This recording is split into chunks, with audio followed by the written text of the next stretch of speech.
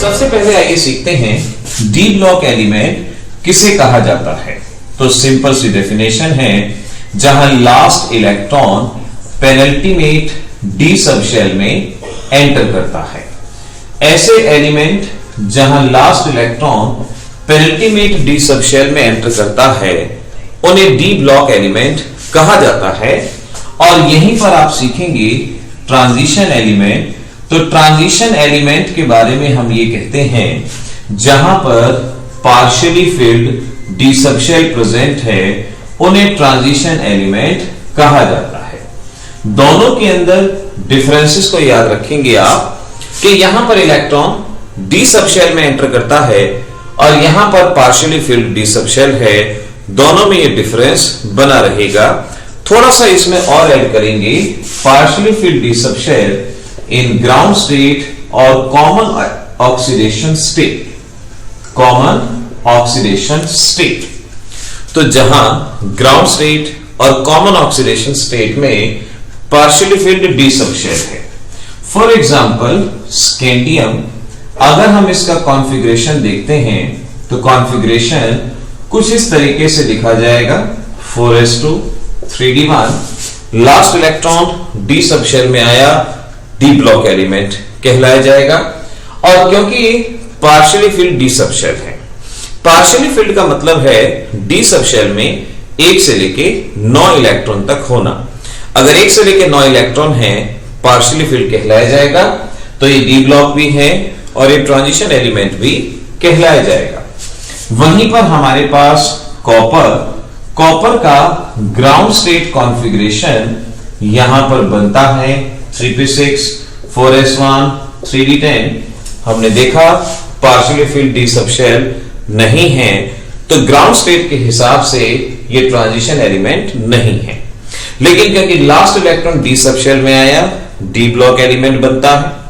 अब कॉपर की common oxidation state है +1 एंड +2। अगर मैं +1 स्टेट में कॉन्फ़िगरेशन देखता हूं तो 1s2 2s2 2p6 3s2 3p6 3d10 4s0। यहां पर भी हमने देखा पार्शियली फिल्ड डी सबशेल नहीं है।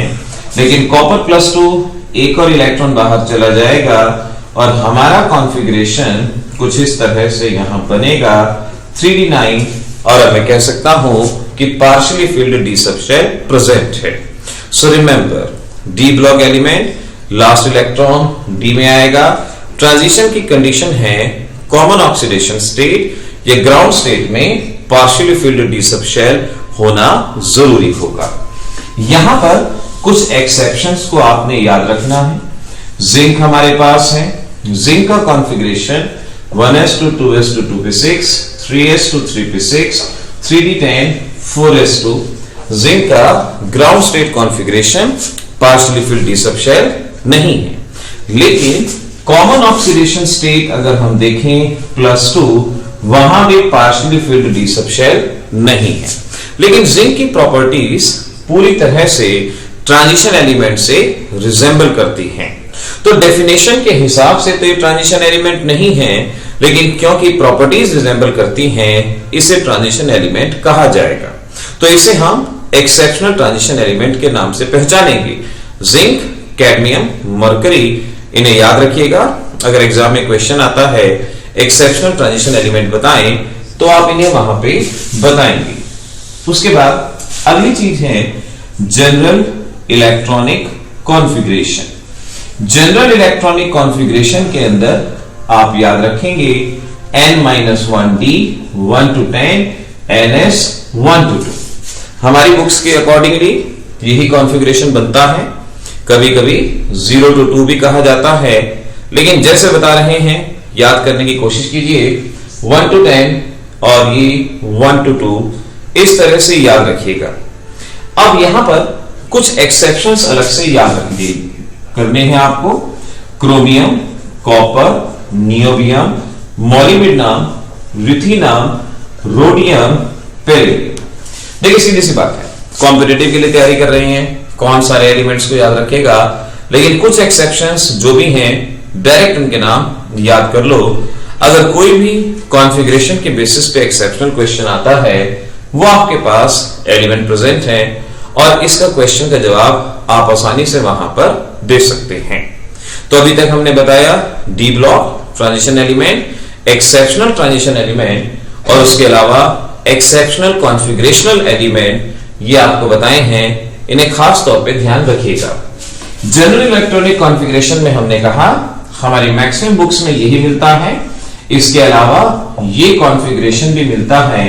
दोनों ही चीजें सही हैं, ये एक्सेप्शनल के अंदर सही है और ये जनरल के अंदर सही है। अगर दोनों में से आपको सिलेक्ट करना है तो आप पहले इसको सिलेक्ट करेंगे, ये ऑप्शन में ना हो तो आप इसको सिलेक्ट करेंगे। ध्यान से समझते हुए आगे बढ़िएगा। पिछले 5 सालों में काफी चीजों में चेंज आए हैं, काफी कंसेप्ट्स के अंदर भी बहुत सारे चेंजेस रहे हैं। तो नए पैटर्न के अकॉर्डिंगली आप इनको समझें, आगे बढ़ें। इसके अगली चीज आपको याद करनी है कॉइनेज एलिमेंट। ट्रांजिशन एलिमेंट के अंदर कॉइनेज कौन से हैं? Group number 11 copper, silver and gold, इन्हें कॉइनेज कहा जाएगा। कॉइनेज किस लिए कहा जाएगा? क्योंकि कॉइन्स बनाने में इनका इस्तेमाल होता था, इसीलिए इनको कॉइनेज कहा जाएगा। तो शुरुआत में बिल्कुल ऐसे ही आगे बढ़ना है, धीरे धीरे आगे बढ़ना है, चीजें अपने आप क्लियर होंगी। अगला कंसेप्ट जो आपको यहां पर आना चाहिए वो है ऑक्सीडेशन स्टेट। ट्रांजिशन एलिमेंट की एक बहुत ही खास बात है कि ट्रांजिशन एलिमेंट एक से ज्यादा ऑक्सीडेशन स्टेट शो करते हैं। तो हम यहां पर याद करेंगे दे शो वेरिएबल ऑक्सीडेशन स्टेट, ये एक से ज्यादा ऑक्सीडेशन स्टेट शो करते हैं।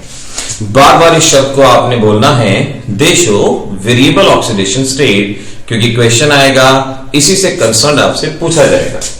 ये वेरिएबल ऑक्सीडेशन स्टेट क्यों शो करते हैं, इसका कॉज क्या है?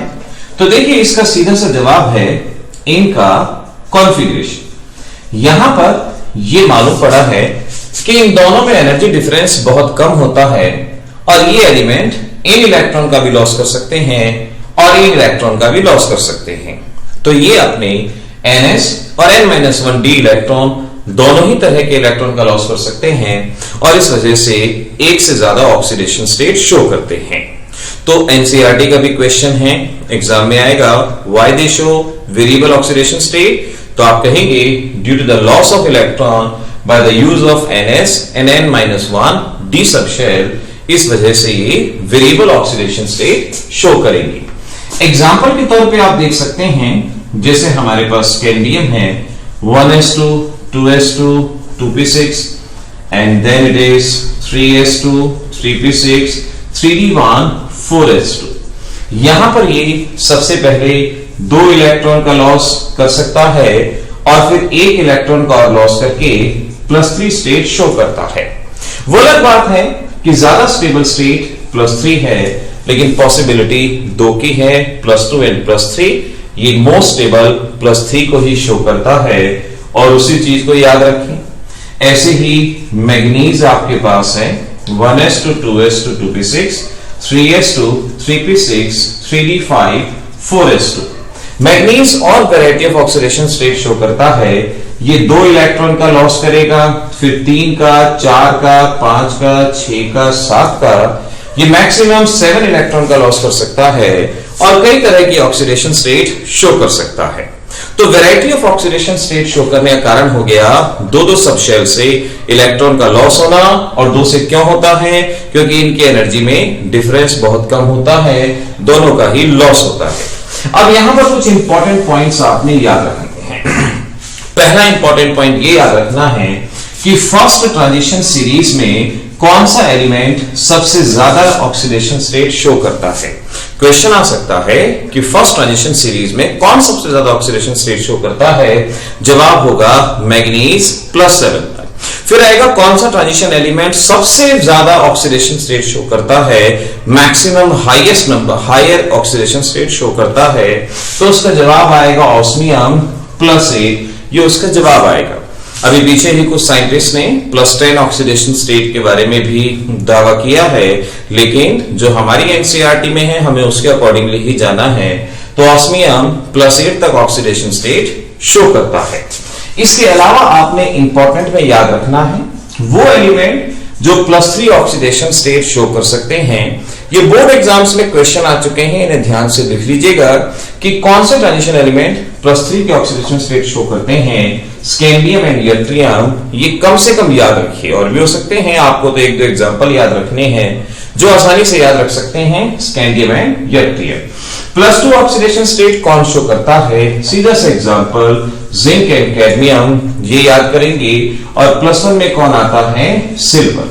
देखिए यहां पर हम इस वीडियो को सीधा इस टारगेट से बना रहे हैं कि आपके एग्जामिनेशन के नोट्स भी तैयार हो जाएं और कॉम्पिटिटिव में जो चीजें आपसे पूछी जा सकती हैं वो भी तैयार होती जाए।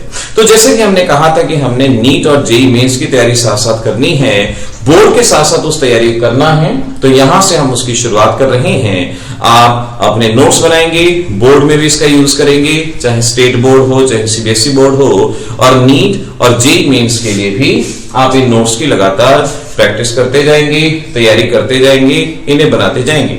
ऑक्सीडेशन स्टेट को नेक्स्ट वीडियो में भी कंटिन्यू किया जाएगा।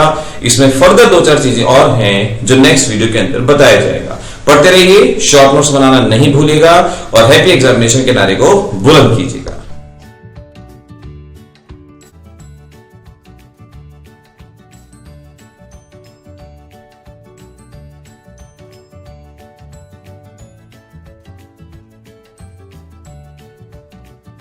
मिलेंगे अगली क्लास में।